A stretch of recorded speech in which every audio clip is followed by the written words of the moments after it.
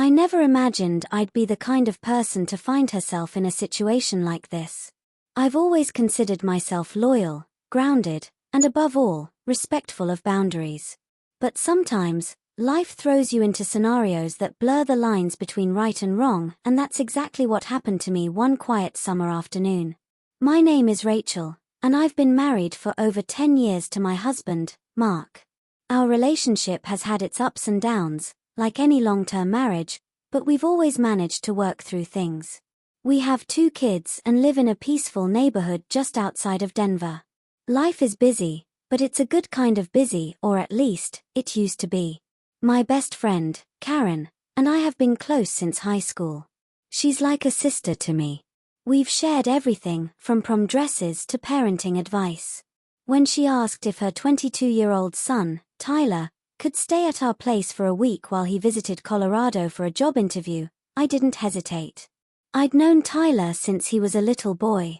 He used to run around our backyards, chasing fireflies with my kids. He was practically family. When he arrived, he was polite, charming, and clearly grown up. I hadn't seen him in years, and it honestly took me by surprise how much he had changed. He was no longer that awkward preteen I remembered. He was tall, confident, and had this easygoing presence that made everyone around him comfortable. The first few days were uneventful. Tyler helped out around the house, played video games with my son, and even cooked dinner one night. He was a considerate guest. But then something shifted, and it caught me completely off guard. It started with little things: a look held too long, a compliment that felt a bit too personal. I brushed it off, telling myself I was overthinking. Maybe I was just feeling insecure, or maybe I'd watched one too many drama series. But the uneasiness settled in slowly, and I began to notice a pattern. One afternoon, Mark had taken the kids to a movie, and I was home alone. I had just come back from the gym and decided to take a quick shower. Tyler had gone out earlier, or so I thought. I was in the bathroom, steam rising around me, completely unaware that he had returned. The door was slightly ajar because I didn't expect anyone home. As I stepped out of the shower, I heard a sound in the hallway.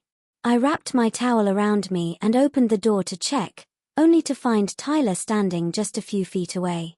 His eyes met mine, and for a split second, the air felt charged with something unspoken. He didn't look away, just stood there, frozen, as if unsure whether to apologize or say something else entirely. I quickly shut the door, heart pounding, feeling a wave of discomfort wash over me. A million questions ran through my mind. Had he seen something? Why didn't he say anything? Was it just an innocent mistake? Later that day, he apologized. He said he didn't know I was home and had just come in to grab something. His voice was calm, and he looked genuinely embarrassed. I wanted to believe him. I really did. But that wasn't the end of it. Over the next couple of days, his behavior grew bolder: flirtatious remarks, lingering glances, and moments where he'd casually brush against me in the kitchen. I felt like I was living in a strange dream. Part of me was flattered. What woman wouldn't feel noticed after years of feeling invisible? But a stronger part of me was ashamed. Then, one evening, when everyone else was asleep, I found myself in the kitchen getting a glass of water. Tyler came in quietly, his footsteps light. We talked for a while, nothing serious, just small talk. But then he said something that changed everything. "You don't look like someone who gets appreciated the way she should," he said, looking directly at me. I didn't know how to respond. My instincts told me to walk away, to shut it down. But in that moment, I froze. I could hear my own heartbeat. The silence that followed was thick and heavy. I finally said, "You're crossing a line, Tyler," and walked out of the room.